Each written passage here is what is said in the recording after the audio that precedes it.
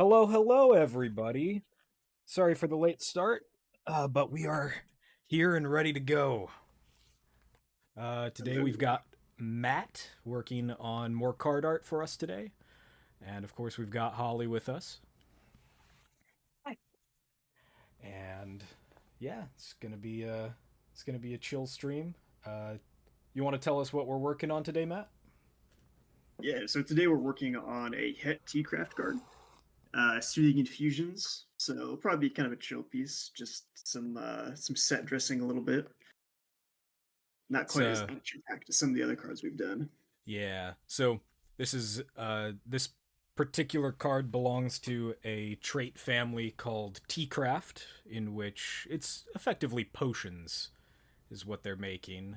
But in the world of Colony, we call them teas. They are alchemical infusions in various forms of liquid, but the materials that you use for tea craft in this particular case is just herb. Hey, John Joe. Welcome, welcome. Glad to see you. So, yeah, it's going to be a very, very chill day today. Just making some tea, sipping some tea, in fact. So if you got some tea at home, go ahead and brew yourself, kick back and relax and have fun with us. I myself am drinking tea, as it turns out. Perfect. Mm-hmm. I the brand that I usually make my London fogs out of. Um, it's I can't remember what the exact name of the blend that they use, but the it's the bergamot one that I usually use. Is more like a noonish to afternoon tea, and this one is what they call their morning delight blend, and it doesn't have the bergamot in it. It's just normal black tea with, I think, oh, I'm not sure. It has something else in it. It's some lighter root. I'm not exactly sure what it is, but it tastes delightful. So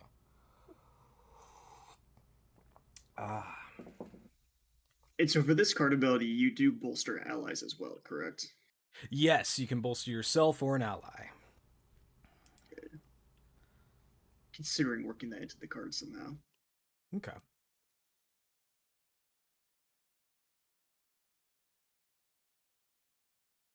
Oh, hey, how's it going, Caleb? Oh no, Caleb's about to harass me today. I found I found a video uh, of all these guys going, "Hey Isaac," and then asking absurd questions. So here we go. We're gonna get that all day today. Can you explain the difference between HTTP and HTTPS? Yeah, one of them's secure and the other one sells your information to China. I don't know. I'm not a coder. When spelled differently. One has an S at the end of it. One is difficult for people Literal. to say with a lisp.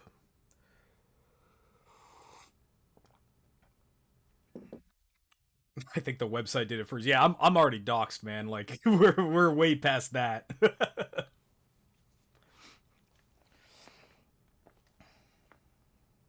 like you have Sw- a comment in the YouTube chat as well. yeah, sweet tea go burr. Indeed.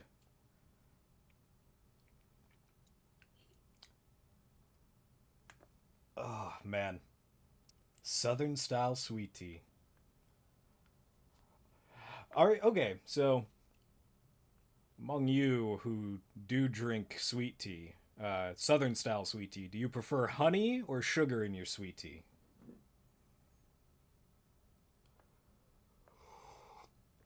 If you have a preference at all. Sugar for Jack, okay. I think I'm more of a honey guy myself. I this may be controversial to those of you who are in the South and maybe purists about sweet tea. I enjoy mint in my sweet tea. Sweet tea? Just boil the kettle, man. Yeah.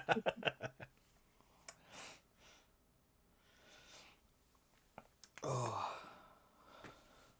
My roommate, his Discord handle is tea, because the man lives for tea.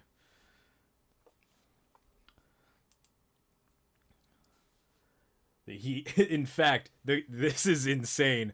In his bathroom, on his counter between his sinks, he has his own entire tea station like setup where he has his own kettle. He has a bunch of racks of different teas. He has his own cups that he washes out and everything. He loves tea. So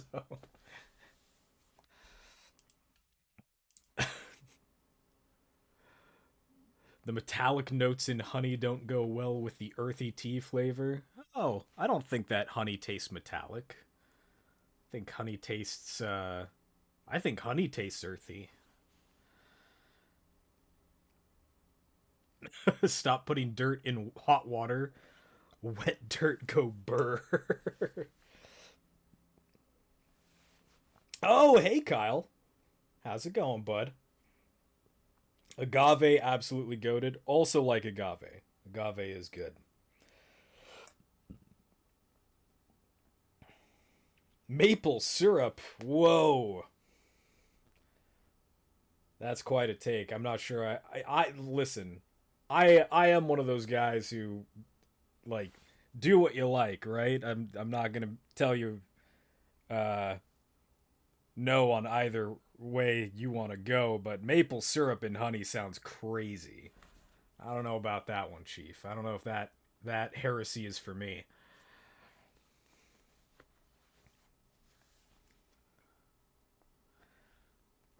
I do like agave though. Agave is very neutral. Very well, I say neutral as far as the sweetness goes because it's very like I think that compared to sugar, it's like, sorry, compared to honey, it's less sugary per like amount that you put in, and it's a lot less. It's got a lot less flavor as far as honey goes, but it does have like this kind of like herbaceousness, not quite medicinal, but herbaceousness to it if you're just eating it on its own. Yeah, yeah, yeah. Saffron tea. I never tried saffron tea. Only used it in like making rice or stuff like that. So I couldn't say. It's tasty, but it's expensive. I have had saffron tea. Interesting. I know it's expensive. Yeah, that's kind of the reason why I don't use it very much. Um, Oh yeah, no. Someone offered me a mug of it. I was like, sure. you know what I will say though. Teas that have turmeric in them, turmeric throws a hell of a punch. Mhm. Um, if you're going for like a sinus clearing tea while you're sick, turmeric tea, that'll do you in. Ah, dude, ginger and turmeric tea. That stuff will clear you out. That'll turn your sinuses into a water fountain. I'll brew some of that later. Oh yeah, Jack's sick right now. Hmm. Oh,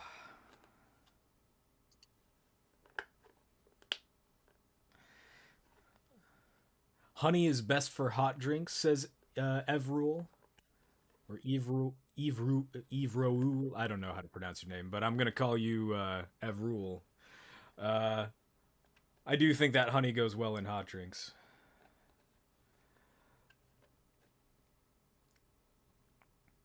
Honey and coffee, though. I don't think I've ever tried that combo.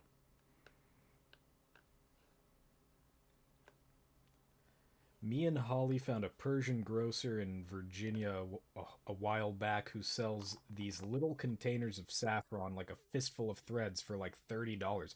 That sounds like quite the bargain. Man! Come the apocalypse, y'all could be stocking up and getting a little bit of, being a little wealthy for the apocalypse. Y'all might want to consider that. I will say this: if you are a prepper, which not to make any commentary on modern politics, but there's not necessarily uh, no reason why you shouldn't be right now. uh, but if you are a prepper and you wanna make sure that you've got good bargaining value if the dollar just plummets, coffee and booze are gonna be your best sellers. So my recommendation is not necessarily to stock up on booze, but buy a still and learn how to make it, because that's it's gonna get you a long ways out. Everybody's always gonna want booze.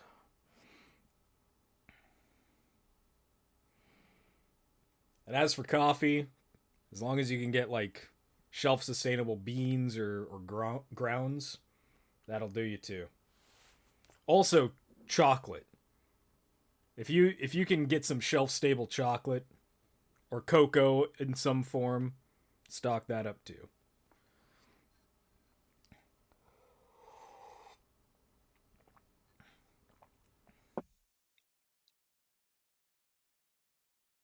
Oh goodness.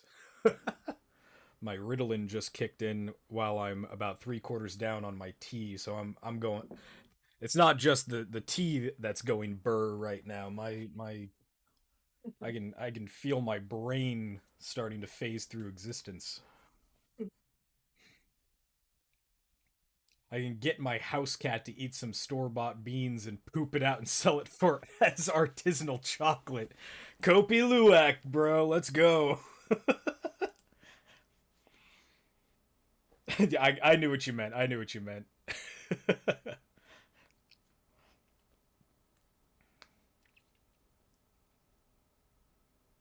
It's funny you bring that up because I just watched what's that movie called? The Bucket List with ah Jack Nicholson and Morgan Freeman. Yeah, yeah. They excellent movie. If you guys have never seen it, it's about two old Dodgers. One of them is a blue collar worker, which is Morgan Freeman, blue collar car mechanic who's brilliant, well read, genius, and then Nicholson plays a hospital business mogul, and the grand irony is that he has made this declaration about his hospitals that every room has two patients because there's two beds in every room and nobody gets their own room, no exceptions.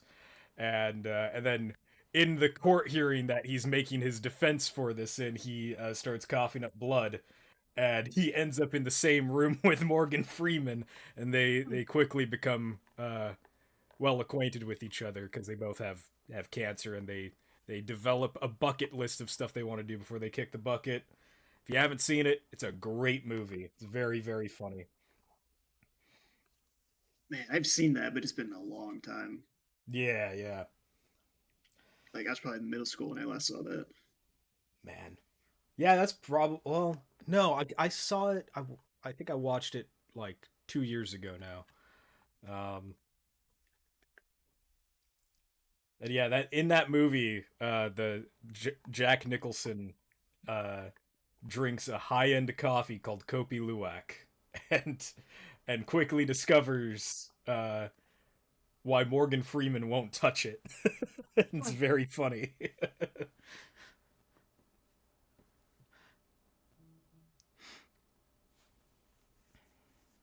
The spice melange is just saffron dust.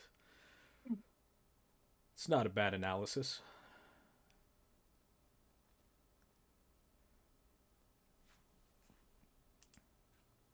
Oh, I just realized. My apologies that the music had stopped. It probably Oh stopped no. about 20 minutes ago. That's my bad.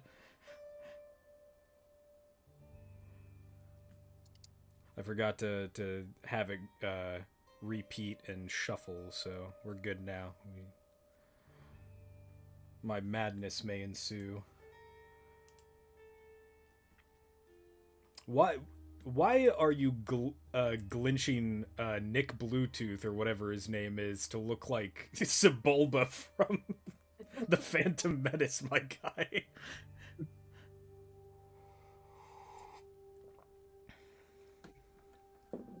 Instruction manuals are for losers.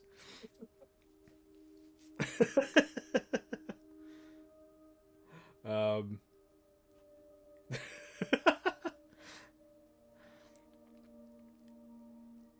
This is the true self. Honestly, if I could be a little freaky guy like that, just walking around with my You know what that reminds me of? That trend of people putting their legs through their legs and arms through their sweatshirts. That's what that reminds me of.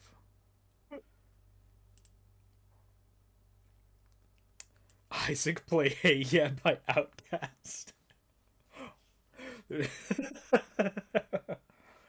um I'll have to find that I'll have to find that video and post it in here. It's crazy. Let's say I think it's somewhere a ways back in my D&D chat. In fact, Calum, you're not the one trying to be entertaining right now. You go find it and post it.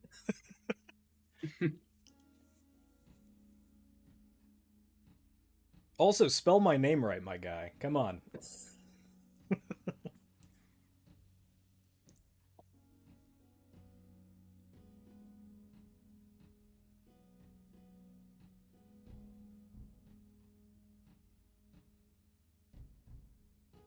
I'm Isaac now. There was a streamer I used to watch, and I used when I was on Twitch originally. I used to go by my real name, and when I would go into his streams, he would pronounce my name that way.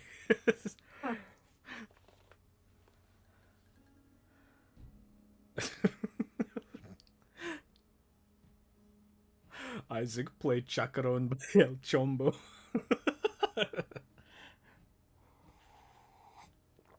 Man.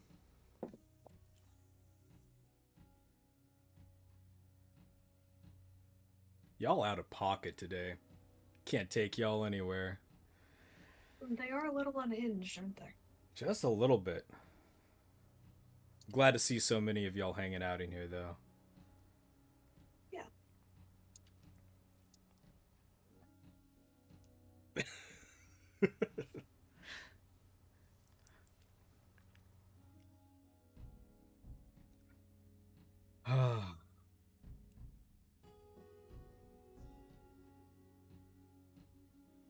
We had 0 references for this painting today, so we are just balling as hard as we can. We freeballing this one. No prep time. Nah, that's all right. And you know, like, if you want to take any time to grab some references or anything, you could go ahead and do it. Like we you know, like I said, like absolutely no sweat if you want to take a little extra prep time to on anything. This is your process. You do what you like. My process for this one is just we ball. F it, we ball. John Joe is listening, mostly just busy. Nah, that's all right, man. Thanks for being here, though. Isaac. Oh no, guys, I'm gonna get voted off the island.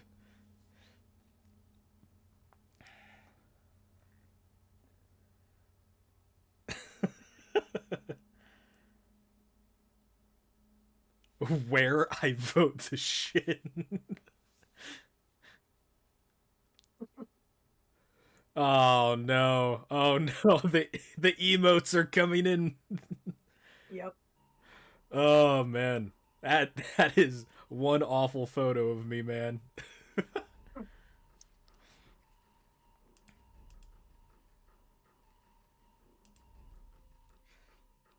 We do need more emotes in this server. Honestly, could do that. If y'all wanna, if y'all wanna post some silly meme emotes, I'm down to just add them if, as long as they're appropriate. You know, nothing crazy. If you send anything appropriate, you're gonna get a warning.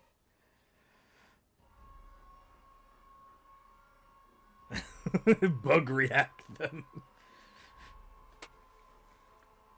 Is that from this server? Yeah, that's from this server. I think Bennett made that one.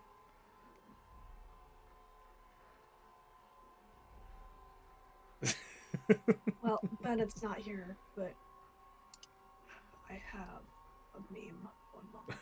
Oh no. For those of you in the chat who would like to participate in all the shenanigans going on, let me grab you a link for our Discord server and you can come and hang out with us. One moment.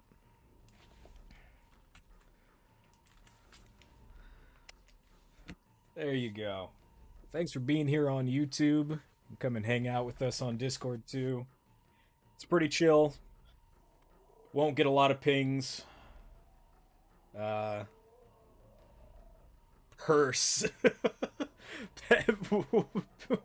Hello, Petrus. Glad to see you here. Dude.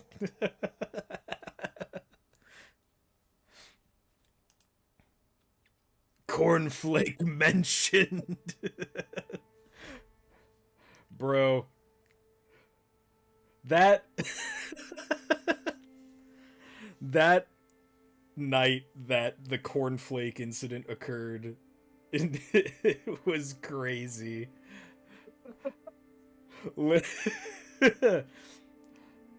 Not that I necessarily miss Salt's garbage, but We don't need to get into that here, but certainly you can tell the rest of the story. So, we were at Brook Fair in 2019, and we were in an Airbnb together. Just, you know, shenanigans. It was very, very fun. The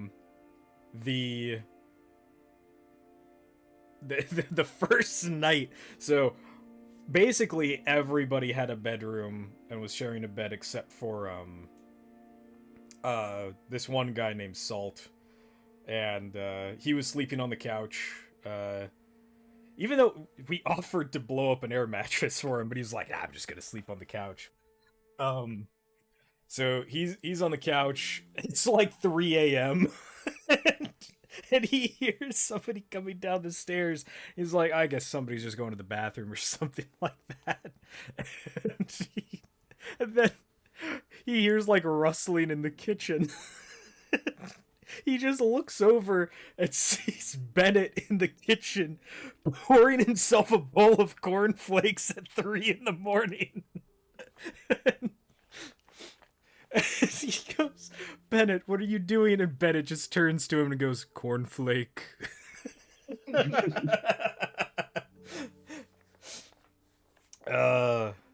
And I think Salt fell asleep after that, and so Bennett like stood over him with the bowl of cornflakes and just ate it that way over his sleeping form. Dude, that whole week was crazy, man. I single-handed, that was the same week. Bennett, there's one day, a bunch of folks were drinking, and I was the designated driver, and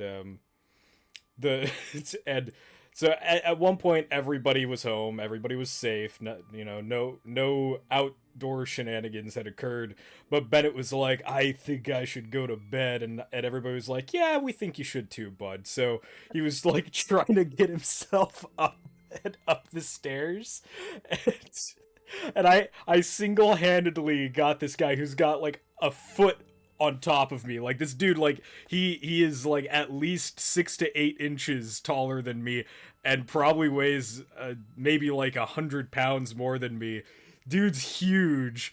I single-handedly got him up the stairs and tucked into bed, and I gave him a kiss on the forehead and was like, "Good night, buddy."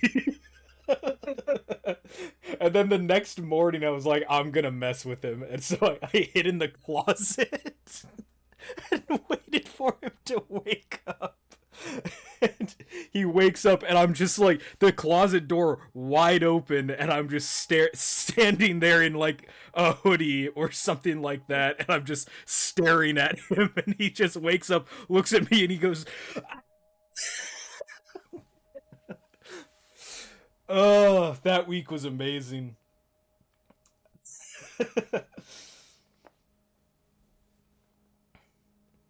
Oh, and the Jack referencing Muir slept around a lot that week. I did not sleep around.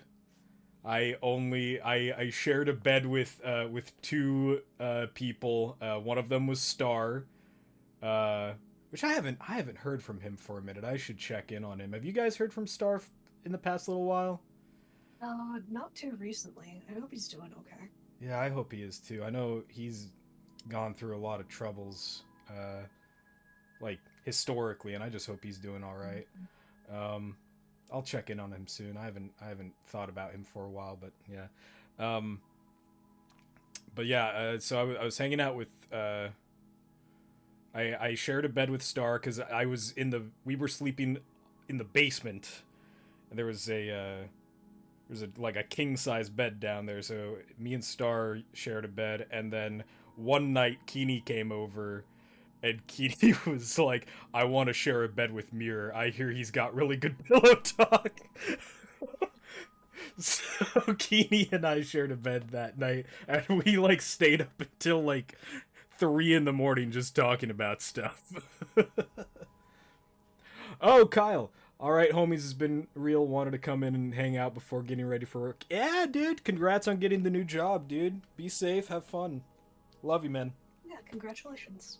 Yeah, dude. Okay, by the way, professional chef. Like, not even joking. He graduated from the Culinary Institute of America. The guy's superstar. Best food I've ever had was made by him. He's incredible. I was going to say get that bread, but it might be literal. Yeah, I he was literally getting that bread. He does not need to get that bread. He make that bread, my guy. Dude, he's so cool. I love Kyle. Probably dealing with Amazon being douchebags and TTV. Yeah. Won't go into the TTV thing, but yeah, I know that Amazon's been. I mean, not just even recently, just anytime. You can count on Amazon not being a reliable place to work. Yeah.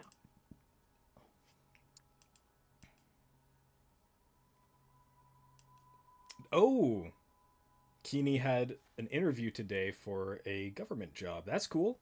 Not U.S. government, by the way. Canadian. Slightly better.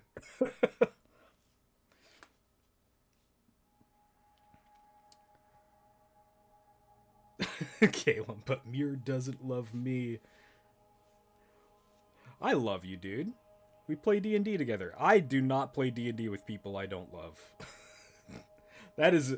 D&D is a very vulnerable place to be in, and you gotta actually trust the people you play D&D with. I love you, dude.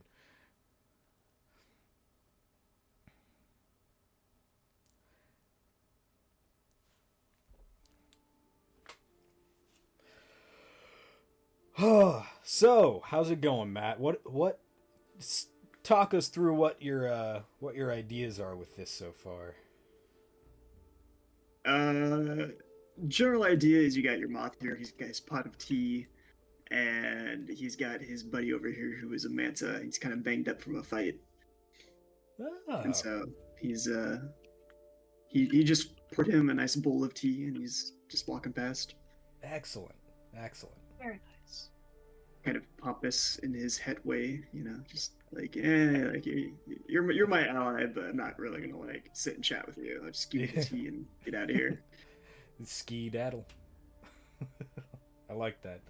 I do. I like the idea of the het kind of being like the uh, being responsible for the long rest aftercare with brewing a pot of tea for the party. That's actually quite a sweet idea. Oh, is that a bandage on Good his healer. neck? Yeah, that's what I was thinking. Yeah, I like it.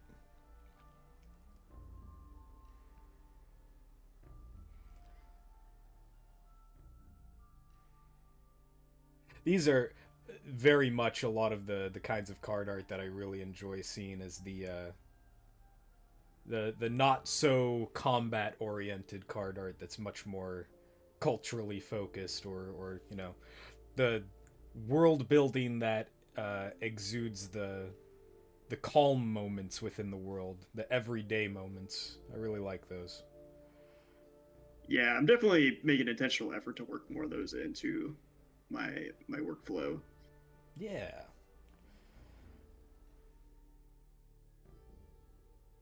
They're also in general just a little bit easier to make. You don't have to worry about dynamic posing quite as much. Mm-hmm.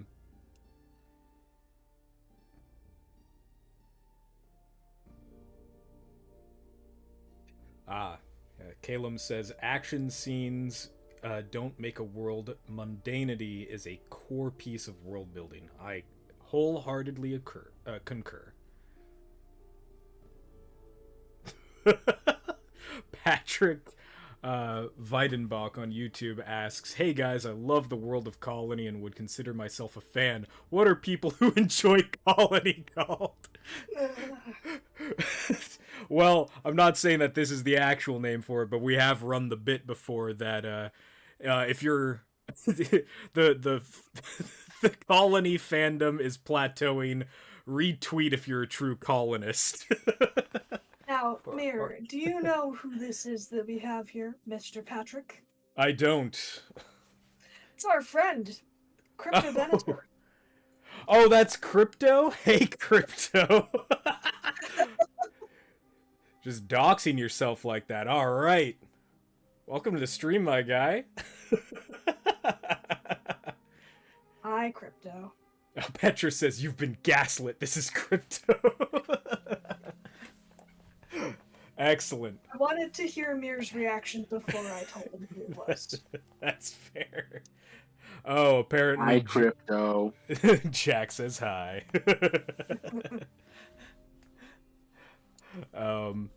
Yeah, colonists, colonizers, whatever strikes your fancy. We're here for the memes.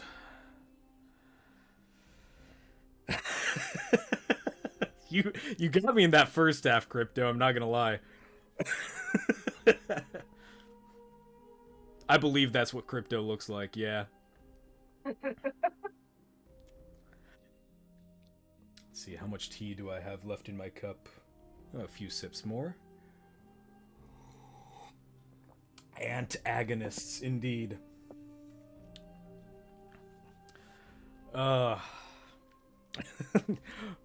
It's funny that Petrus and Crypto are both watching the stream. Where are you guys watching it? You guys in a server right now?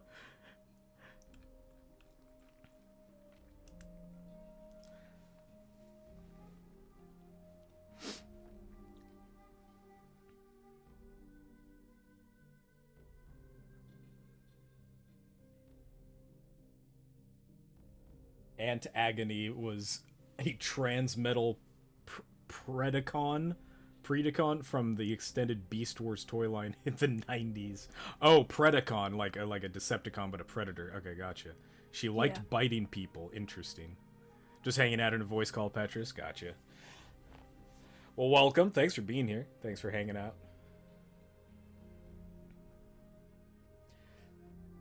You guys think you're clever with the antagonists joke, but that's like been there since day one. since I started working on Colony.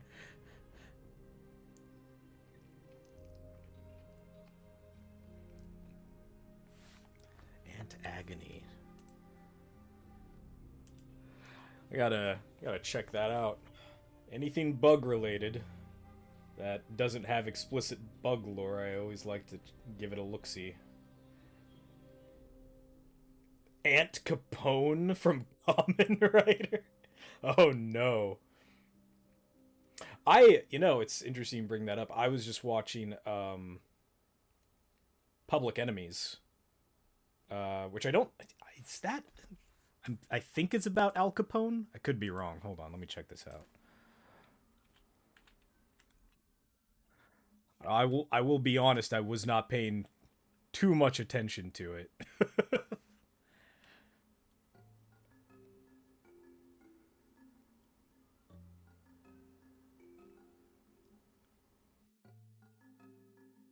Oh, sorry. It's John Dillinger, not Al Capone. I had it on in the background while I was working on other stuff, and I saw that it had Johnny Depp and Christian Bale, and I was like, ooh, I like both of their voices a lot. I'll just give them a watch.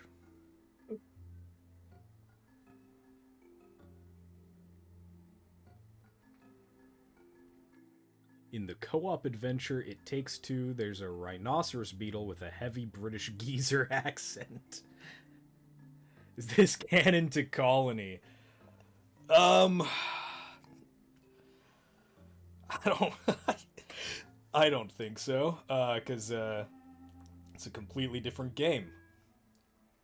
It was funny when I first was like trying to describe Colony to folks. A lot of them were like comparing it to um, a recent game that had just come out. It was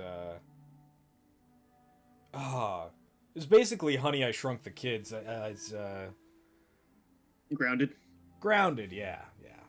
And I was like, no, there's no people in it. There's no tiny people in it. Trying to.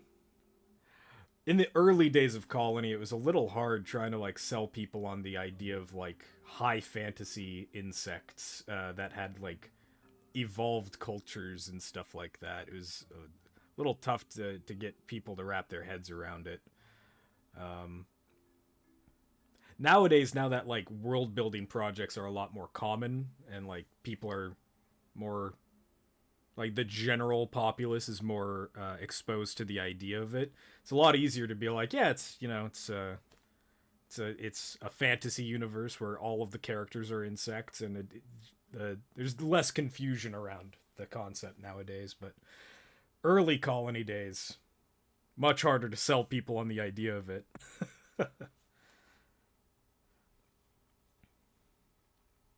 Muir still needs to eat a coconut rhinoceros beetle. What does that mean? What? I need to eat one? Why? Do they actually taste like coconuts? If they don't, I'll riot. Y'all gonna thank Stranger Things for making TTRPGs in fashion? Probably not. Uh, I liked the first season of Stranger Things. I thought it was fine. It's just I think that it brought in a variety of folks who were like who wanted to okay, so Stranger Things certainly brought TTRPGs into fashion, but then it like the people who weren't familiar with things like D&D at the time were kind of like brought almost immediately after that into things like Critical Role. I am not going to place any blame on Critical Role, and I'm certainly not going to give them any ire for their success at all. They do their jobs very well. They're excellent role playing uh, like entertainers. I love their content. However, there is a certain subsect of that new group of fans that were brought to watch Critical Role who expected every single DM to act exactly the same way as Matt Mercer, and it's just completely and utterly unrealistic, and they would like throw temper tantrums about the fact that they didn't get the same treatment as that, and that bothers the hell out of me. So while I'm not going to thank Stranger Things for bringing in that kind of group of people into the fandom, it it is interesting that RPGs got kind of a new lease on life because of the love of D&D from the creators of Stranger Things. So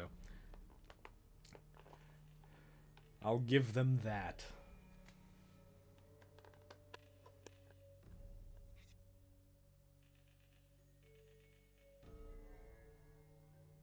Wait. So okay.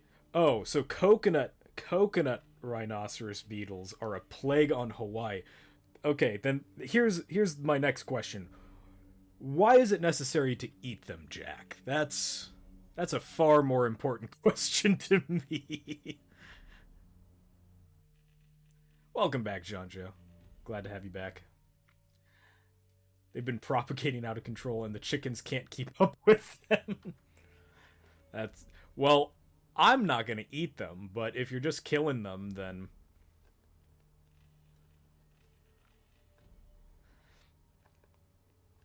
I don't know, man. It seems strange.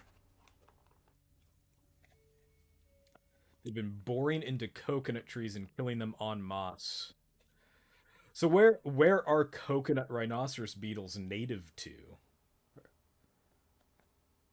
That's my question.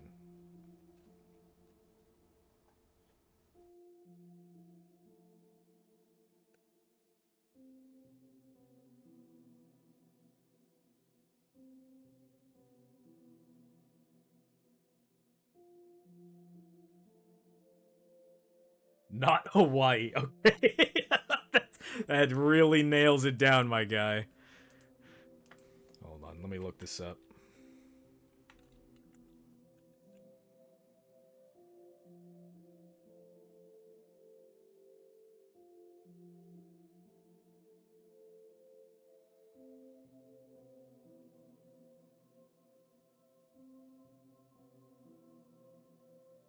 They're native to parts of Asia, but were introduced to Hawaii. Yeah. I mean, that's how everything happens in Hawaii. It tends to be is a lot of their invasive species come from Southeast Asia.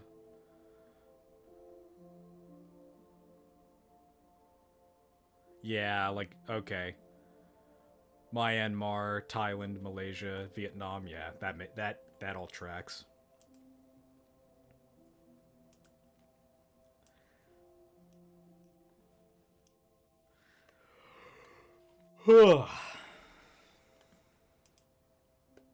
Philippines mentioned. Yeah,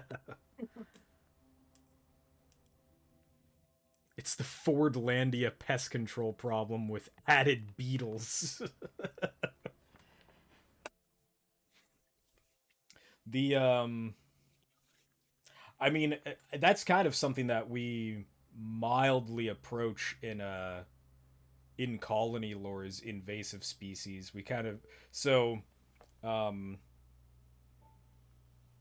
in regards to like the lean are analogs to Argentine ants, which obviously are native to Argentina. They were brought here by ship back, I want to say, in like late 1800s, early 1900s, and they just wildly propagated in the western US and a few other places, like not just the western US, but um, because of the way that Argentine ants are so fiercely like domineering of their environments, they have inadvertently created mega colonies, and Argentine ants have nowadays formed these because there's less biodiversity amongst their individual ant hills and amongst their queendoms.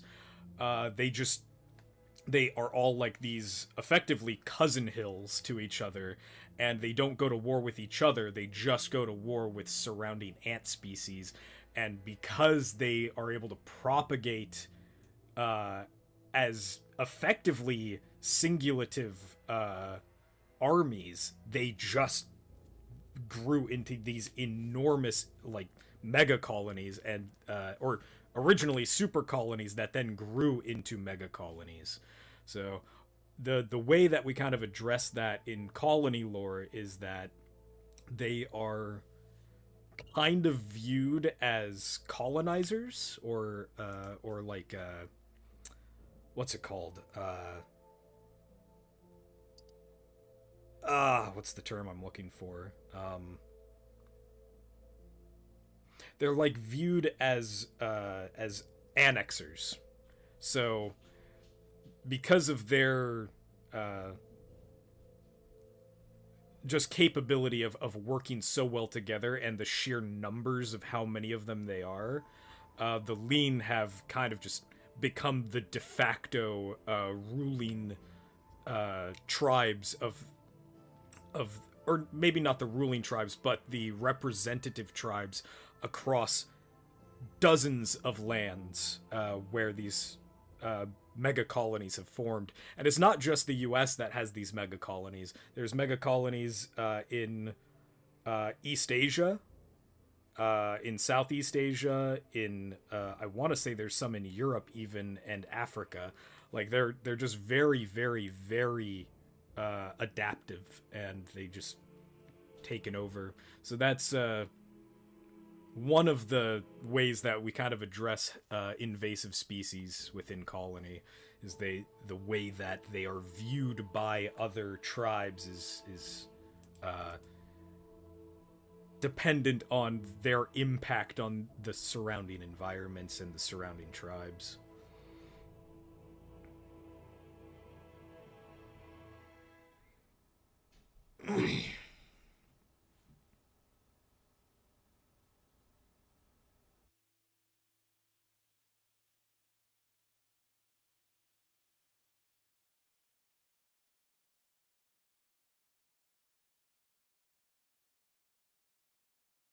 This is such a sweet little scene you've set up here, Matt. Mhm. Thank you.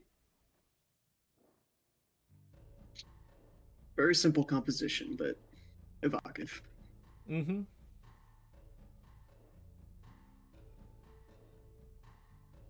Just need to Google some anti-references real quick.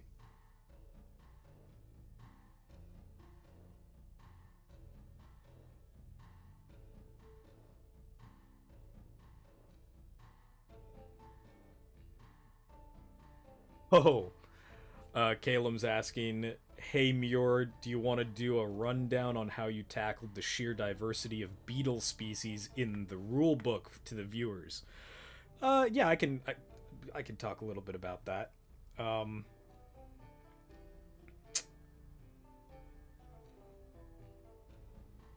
the so okay, to preface, and I've given this factoid out before. Um, the the sheer diversity of beetles and the sheer number of how many generalized beetles there are on the planet is enormous. There are over 500,000 species of beetles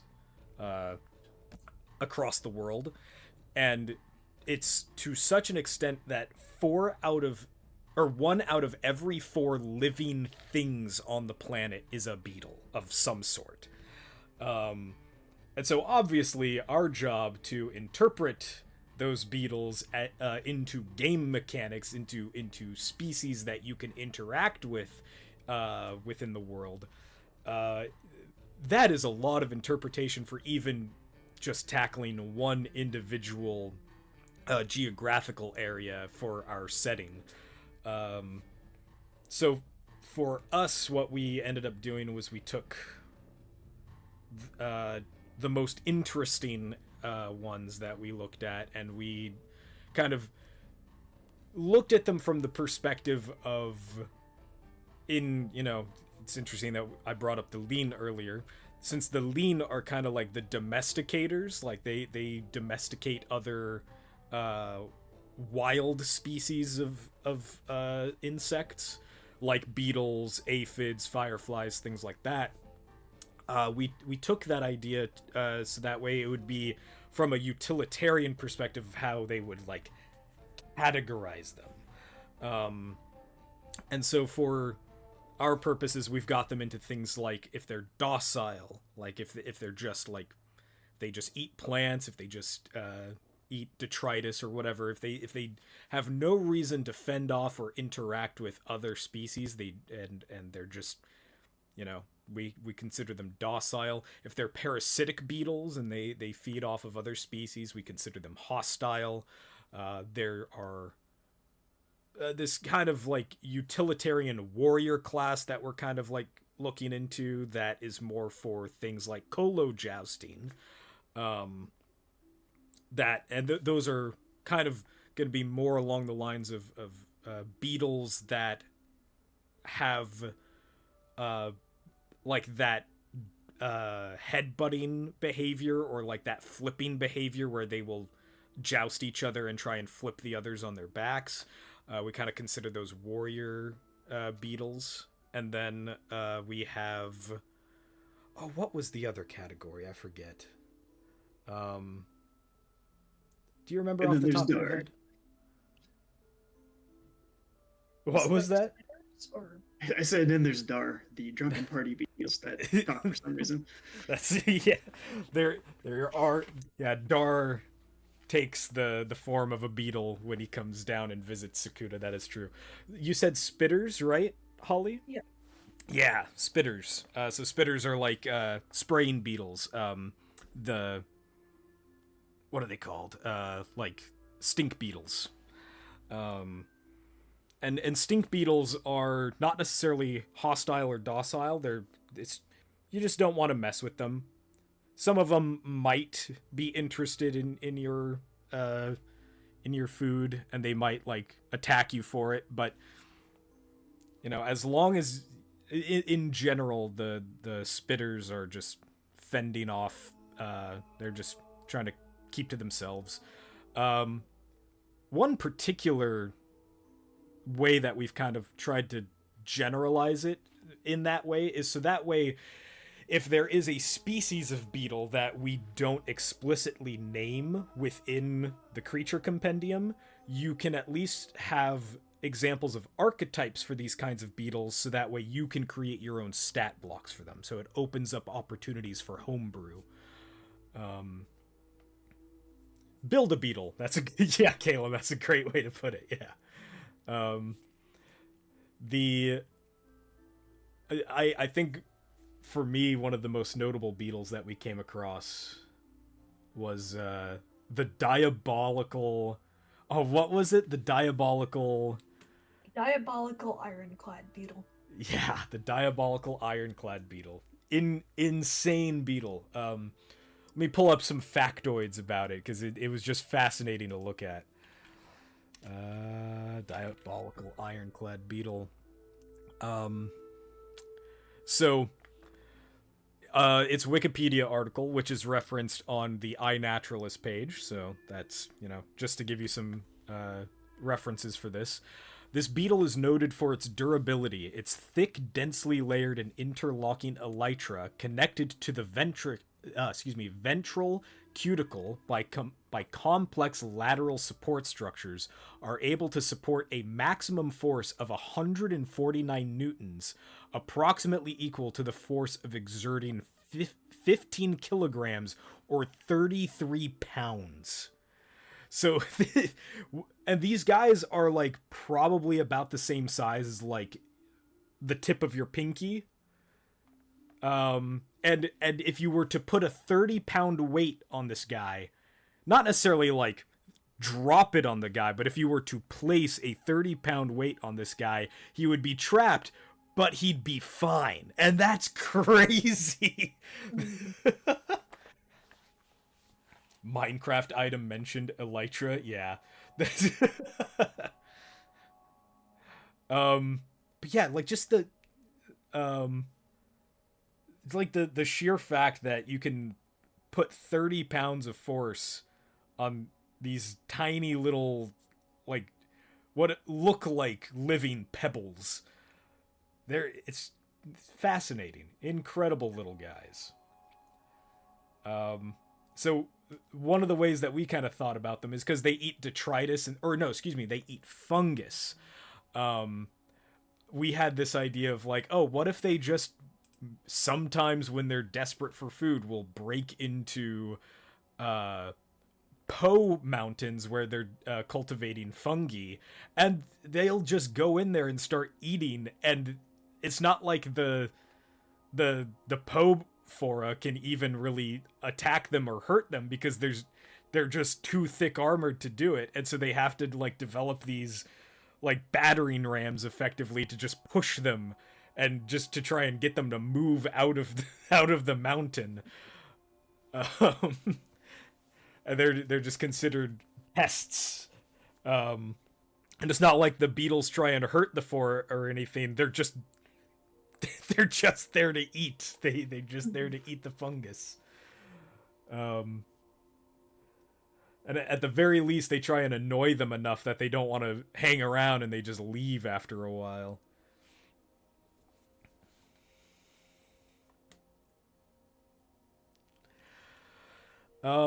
So yeah, there is a lot of development going on with the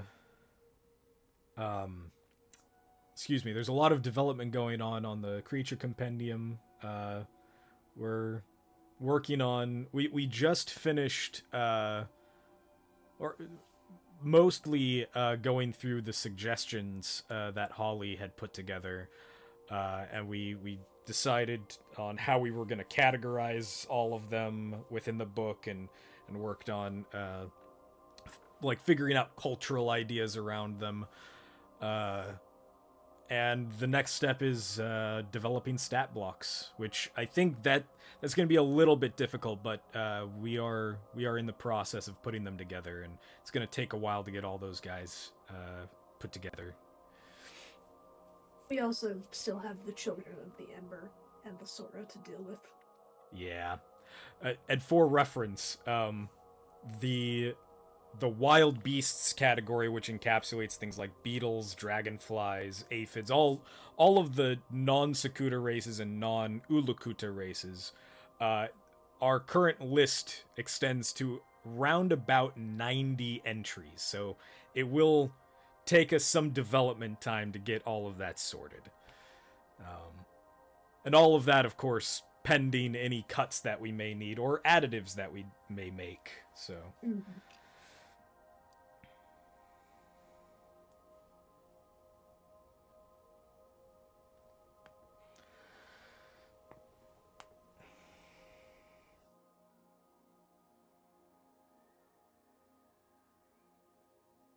Let's see.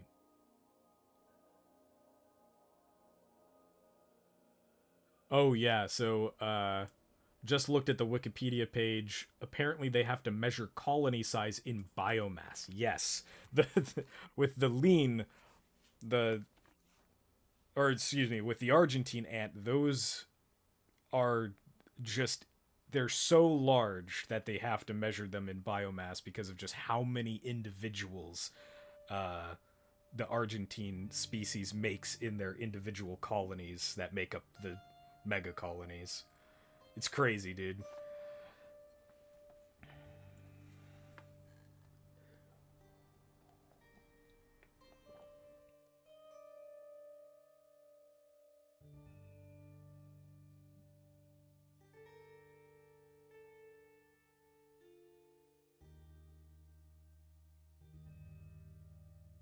Civic infrastructure must be a nightmare in lean colonies.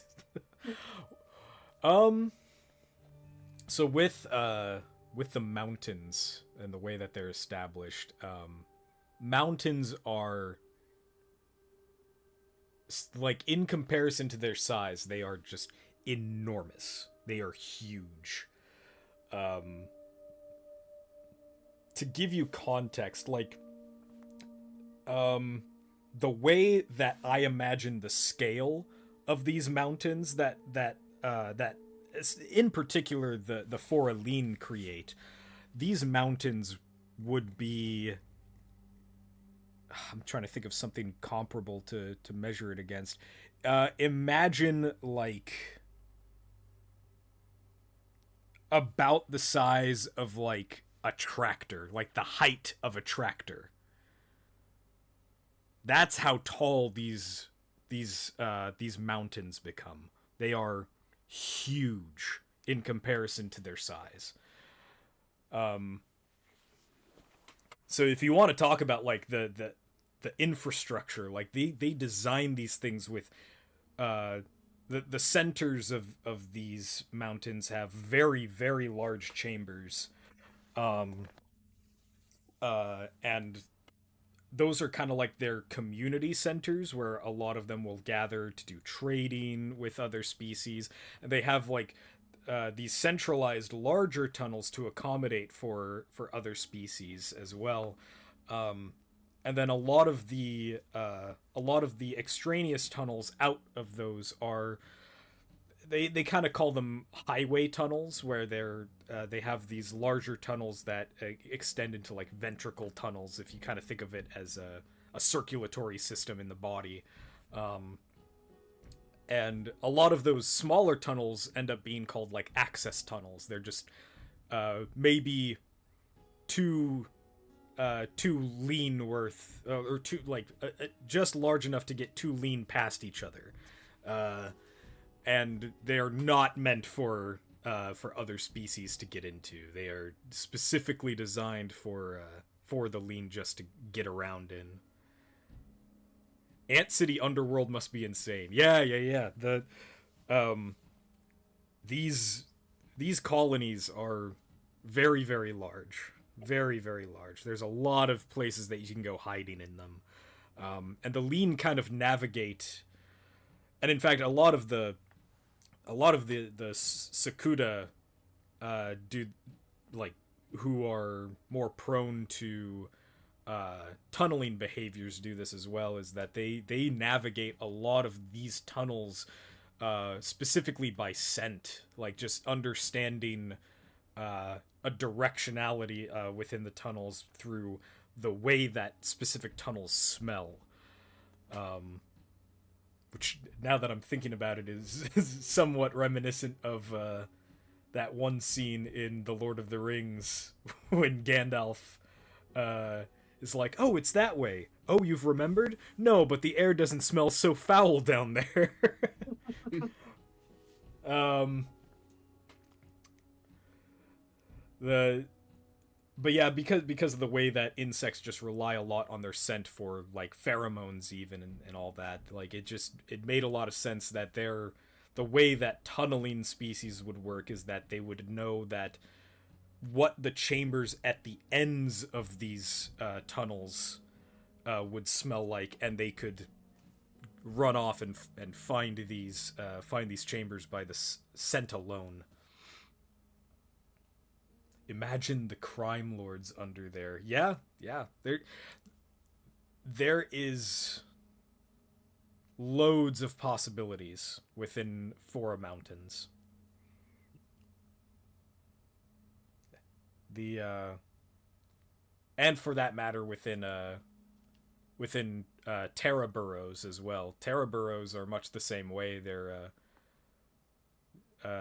start in these more centralized chambers that are, even actually I would argue, probably a little bit more large than the than like Fora Mountains have in these central chambers, because they're carved away out of well, some of them, not all of them, but some of them are carved away out of dead tree trunks, like very very large tree stumps.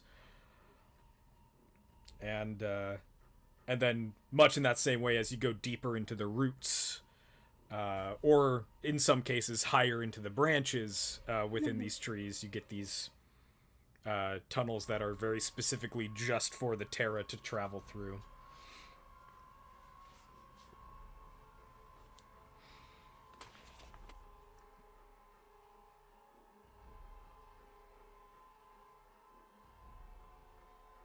So right now I'm trying to figure out if I want to do this Momoku on the pot I feel like it kind of throws off the color composition. Not Oh, but it looks a good. particular fan of it. You have red on the manta. Yeah.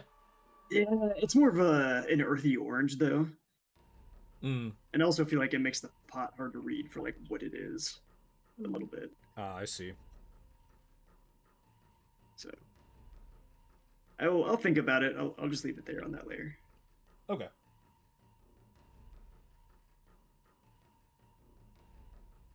I kind of have yellow right now as the accent color. Mm-hmm.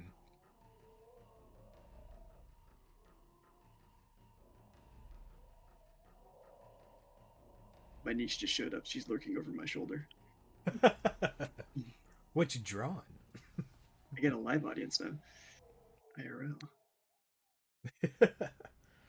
One of these days, when we get around to going to conventions, it might be cool to do a live drawing session at a panel or something.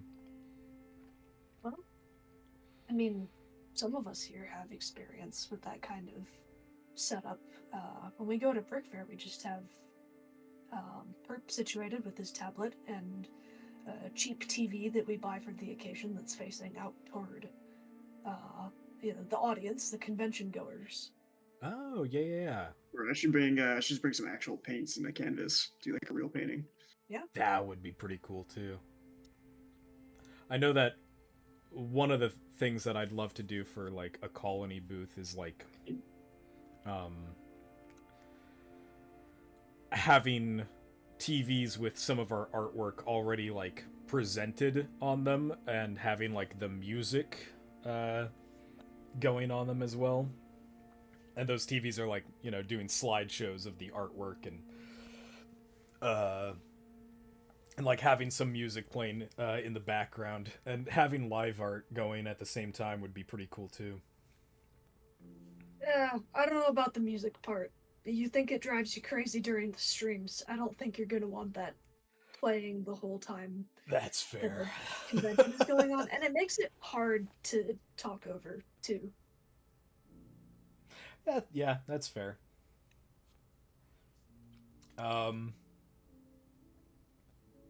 Hopefully, once we've gotten our model stuff taken care of with Titancraft, whenever we eventually get going on that, we could have maybe like a little station that folks could build their own Sakuta characters at, just in the booth. Mm-hmm. Okay, let's see. Is there anything comparable to an engineering underbelly in a sci-fi ship? I think like fungus growing areas, deserted structural areas, or mines. So within Terra colonies, there are absolutely like mines for the what are they called? For amber within the root systems.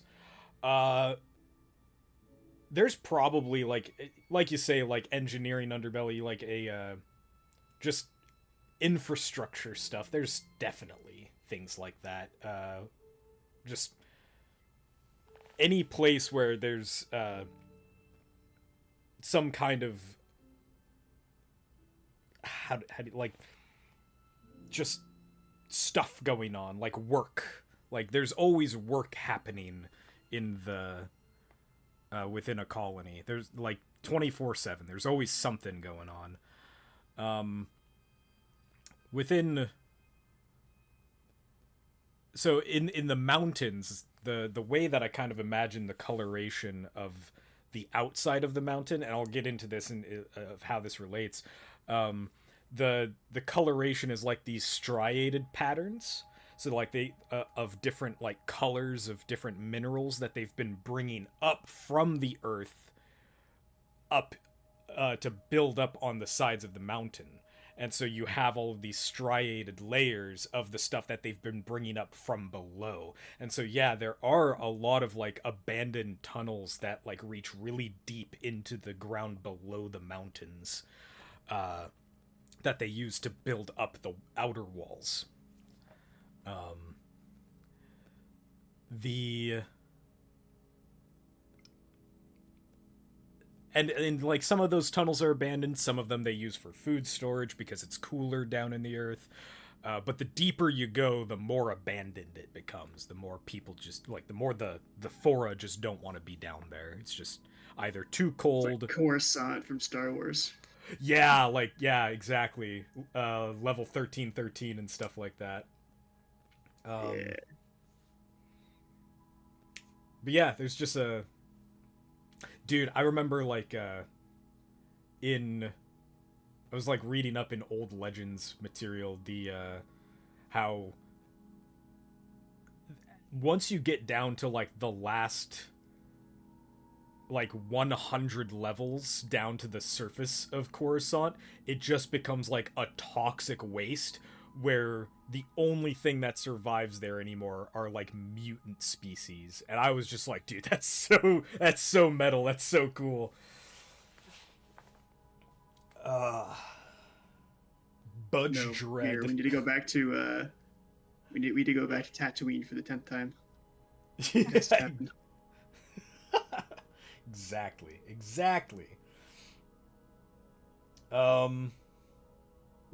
Dude, Andor season 2, I'm actually pretty hyped for that. I really like the first season. I really like Andor season 1. Excellent storytelling.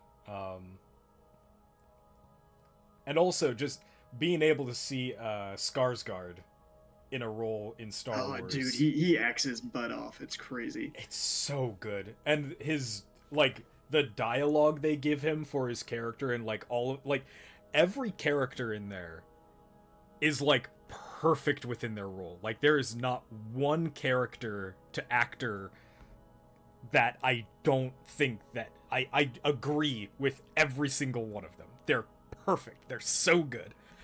But yeah, the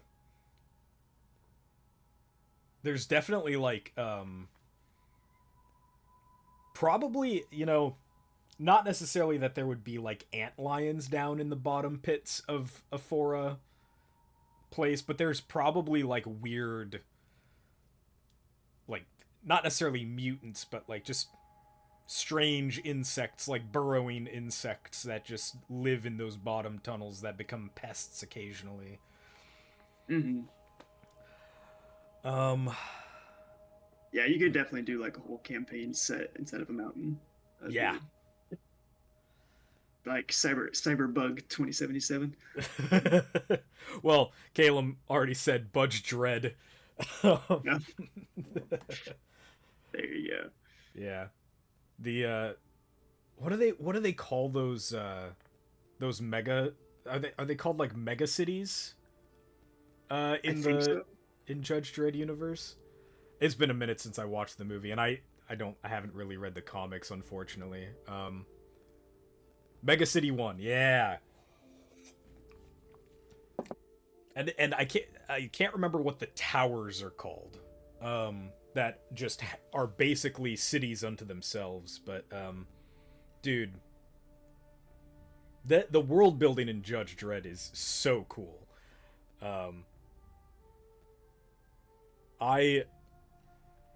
Blocks, yeah, habitation blocks, yeah. Love those. Like love the world design. It's dystopian as all get out, but it's the incredible world building.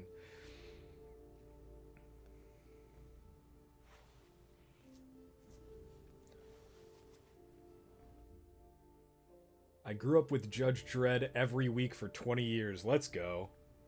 I will make sure when I have questions to reference you then, bud.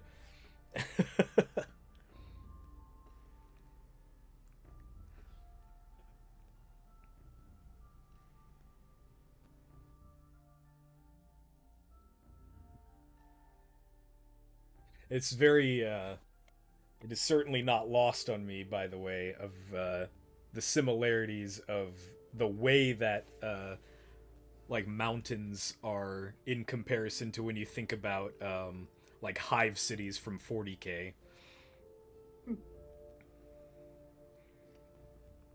I think that might just be 40K actually referencing bugs. Yeah, literally. Like people are just bugs in that universe. Yeah. Yeah, the general human populace has just been like humanity has been so unfortunate. Like for all of the glory that the regimes within 40K hold humanity up on, like that level of divinity that humanity holds themselves on in the 40K universe, they really just do not treat each other as though they are like divine at all. They're all treated so awfully. What's up, guys? Hey, Bennett. Oh, what's good, What's Bennett? Oh, I'm not actually I'm not working late tonight, so figured I'd hop on. Hey, very good. Nice. Welcome, welcome. For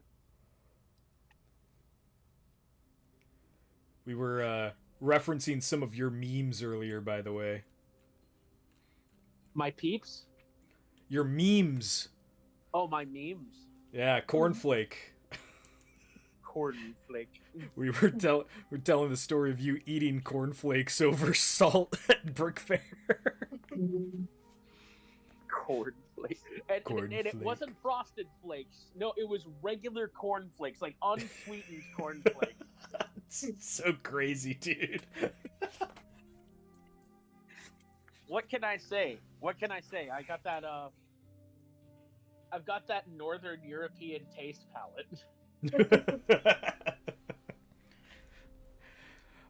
Only acquirable when you live in the in The frigid wastes. in the frigid wastes of the New England. Man. I have a small man here with me. He's joining us too. Oh, welcome, Stuart. Oh. We love Hey, Stuart. We love Stu here. All my Stu haters leave. You're getting banned. I hereby place a moratorium on all Stu haters.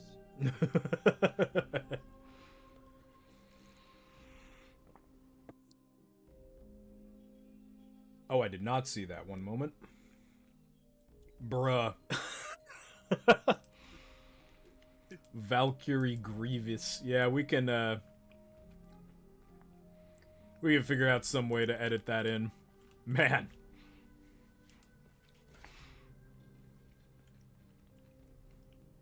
General Adobe.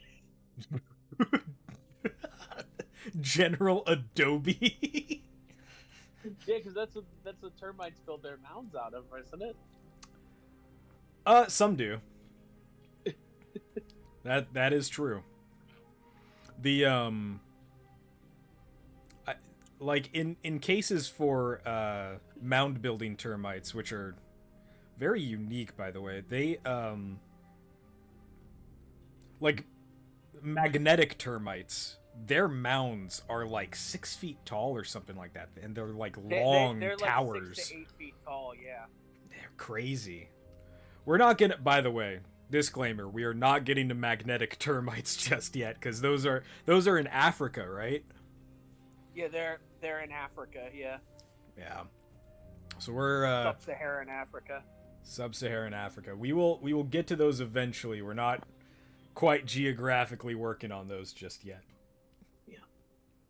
Magnetic termites versus an MRI machine. Who would win? Bruh. No. You turn it. No, you turn it on, and you just hear ding ding ding ding ding ding ding. Ding. It sounds like birdshot just going through the machine.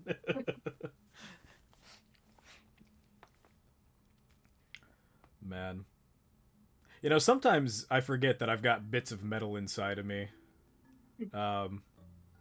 Not magnetic metal, thank God, but like I've been through MRIs on several occasions where I forget that I have a permanent retainer on my bottom jaw. And they'll be like, "You got any metal on you?" I'm like, "Nope." And they'll be like specifically like scanning my head or something like that. They'll come back and they're like, "Well, do you have a permanent retainer?" I was like, "Oh yeah, I do." And they're like, "Yeah, we were wondering why you have a black hole in your mouth." We were wondering why you have a black hole in your mouth. Yeah. The Terminator. Terminator, God. I had to when I went in for my when they were checking on me and they found my pulmonary embolisms, they were taking an x-ray and they were like, "You got any metal on you?" I was like, "Yeah, I got metal in my gut and in my mouth." And they're like, "Well, nothing we can really do about that, can we?" Yeah. Oh man. So now you bro's got that thrombosis. I did, yeah. Yeah. I do have that He thrombosis. got that deep vein thrombosis. That DVT, my guy. Deep vein thrombosis. DVT occurs when. Dude, it's rough out here.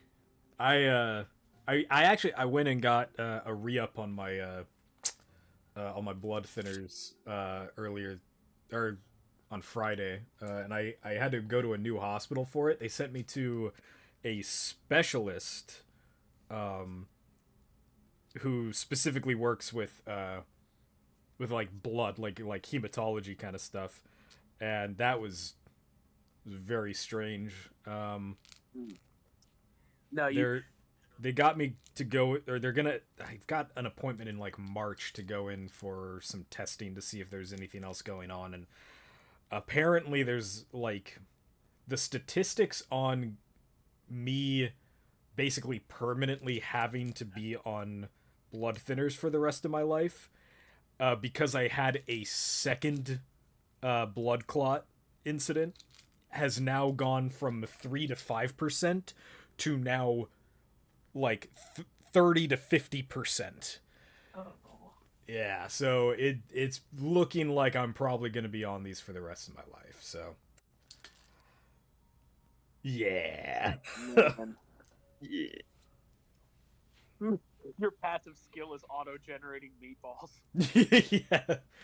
The grossest meatballs. These are not ones you want to put on pasta. They're covered in a different type of red sauce. Yeah. This marinara has a lot of iron in it. No. Dude, blood bagel sandwich. This is blood bagel. Dude, that's a crazy Vinny reference right there. If you We wanted to explore new themes in the next album. This is not that album. This is blood bagel. This is blood bagel.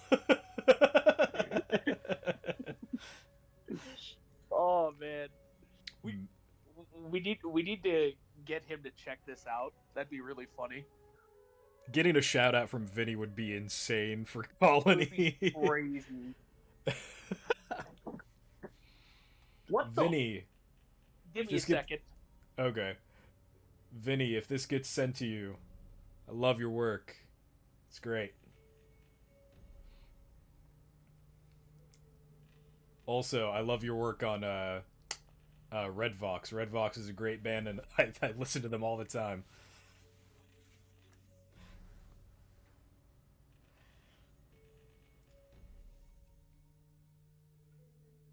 Oh.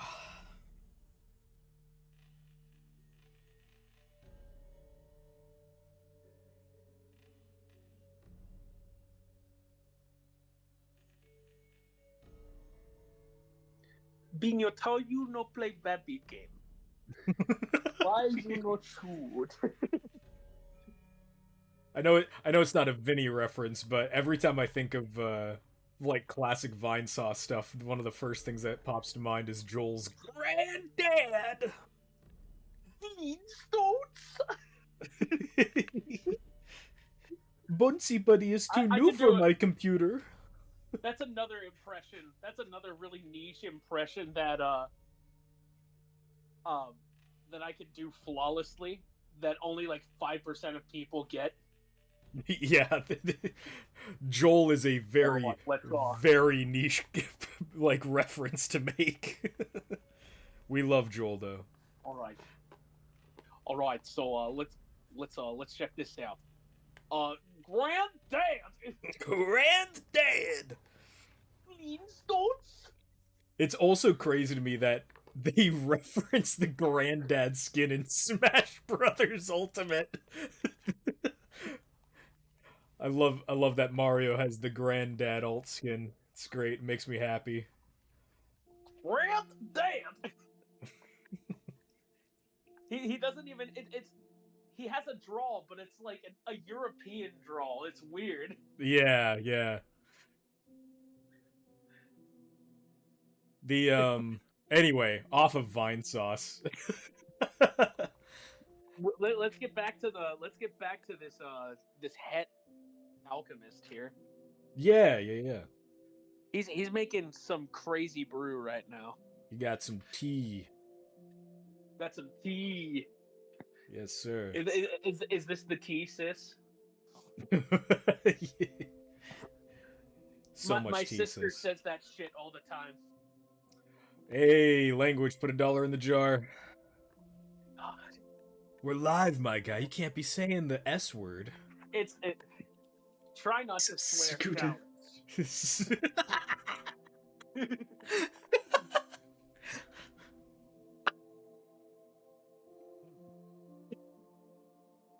It's a southern expression. Here's Oh. the tea, sis. Man, you get me on a tangent and you don't know what's gonna come out of my mouth next. Factual. Feel that. That's true facts. Them's just the facts. Here we will explore true facts about Bennett Salter. You ever seen that guy? Yeah, Zay Frank? Yeah, he's classic. Say Frank, yeah.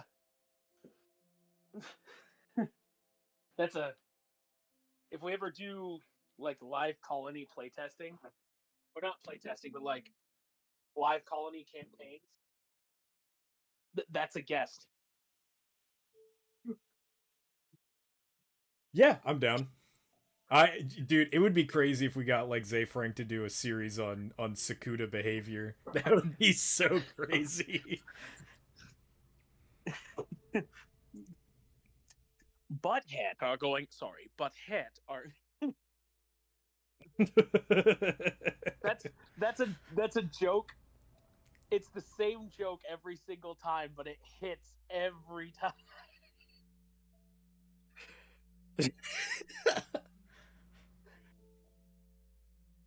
But One moths are. Oh, sorry, but moths.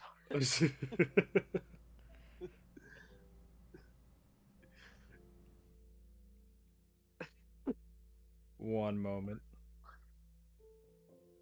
Gotta reply to a text. Bro's got to reply to a text. I do. He needs to reply.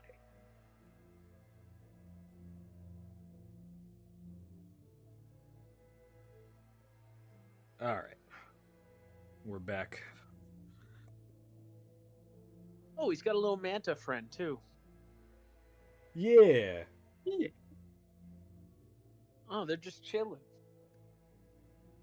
Bros. Just The bros resting just up chilling after over battle. They're just no. They're talking about they're talking about their latest read. This is book club. They're reading bug philosophy books, by the way. The Bug Bible. The buggle. That says the Buggle. The buggle. You dare question the almighty S. The guy in here, man. And the guy in here. The Bible. That says the Buggle. You dare question the word of the mighty S. Oh man, I think we have to make that now. Shoot. I have to but I have to have it so that way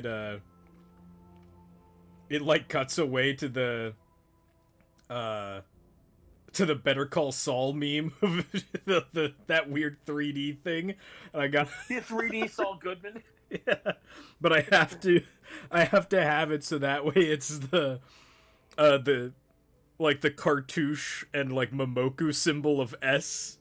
And it's in 3 dimensions. That's gonna look insane. I could have it. I could try and have it so that way. No, I'll tell you what it's gonna look like. It's gonna look like there's a bunch of dust in the air. Yeah. I could try and make it so that way the Momoku kind of like does that weird like camera tracking trick that that old 3D video games used to do with trees, where it would be it's just a PNG or a JPEG that just a flat image and it always just rotates to face the camera. exactly. Oh, billboarding. Billboarding, yeah.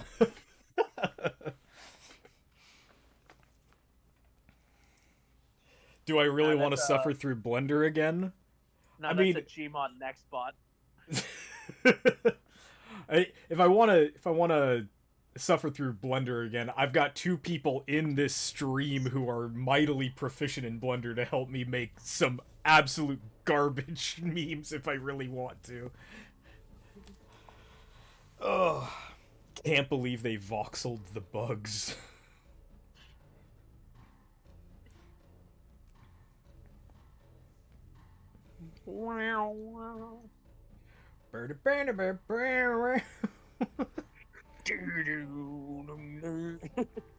Man.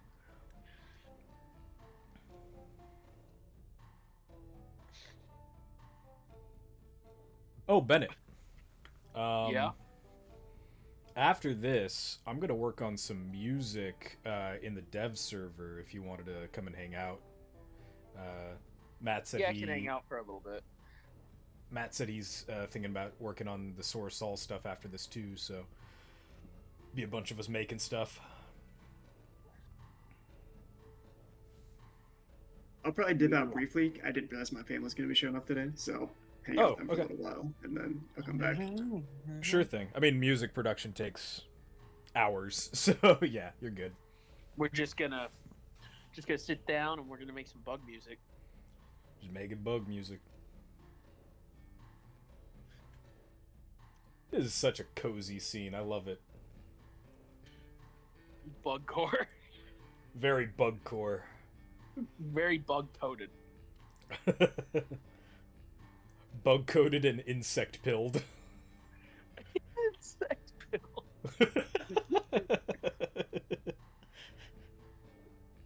Based in Momoku pilled.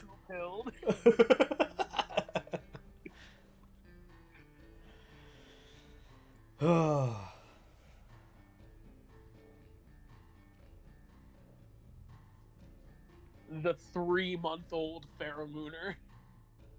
Oh, don't. No. Stop that right now. Do not ever say that again. Ew. Ugh. I'm Man. just saying, that's the normal age for insects. Yeah, for insects, Okay, but not everybody's I'm getting... gonna cut you off right here. We are not having this conversation. Yeah, we are not. This is terrible. Oh, man. Anyway, what kinds of finishing touches are you putting on the background here, Matt? Debating currently, trying to decide if I want to actually have some background detail here or just fog it out. Background detail. Background.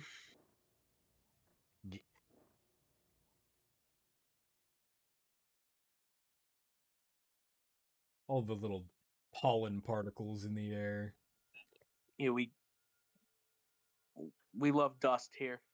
We love dust. Don't mind our dust, because we don't.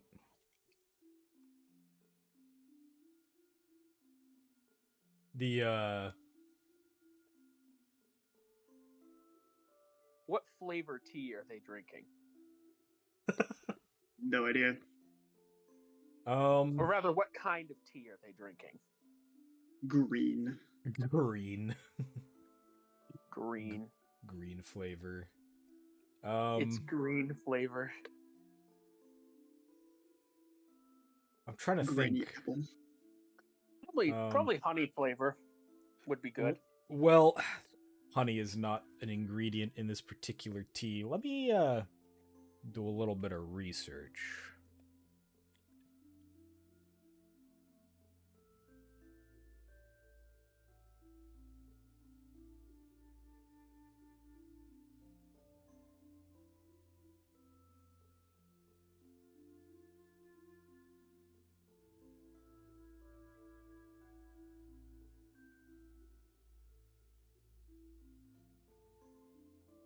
You look up restorative herbs for bugs, and the first things that come up are insect repellent. Man. Herbs that are good for We shall bugs. restore you to the void from which you came.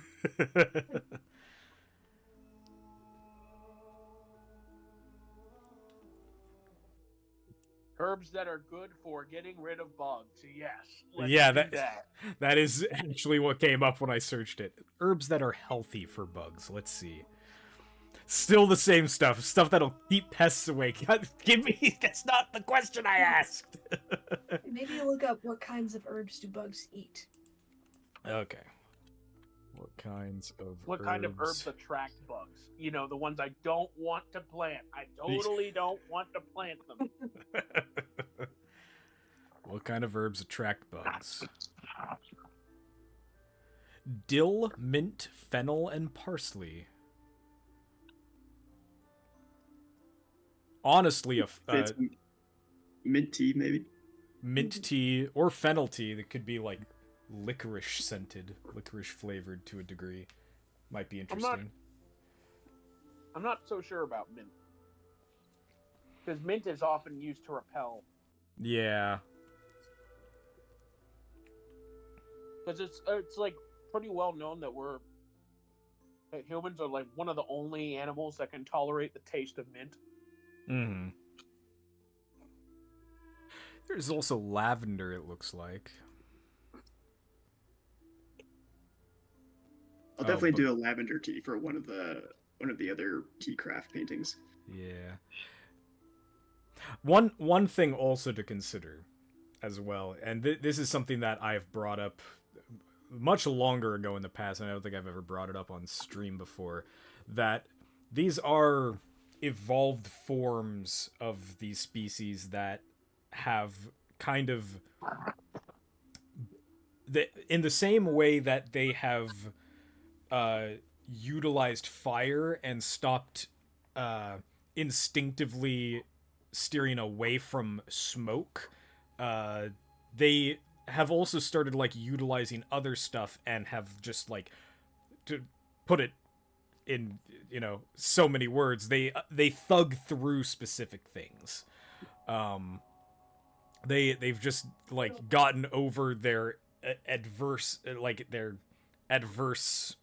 behavior towards specific kinds of things because they understand that there's particular benefits to eating specific things, even if they're bitter or if they're not great for them. They still maintain particular diets, but they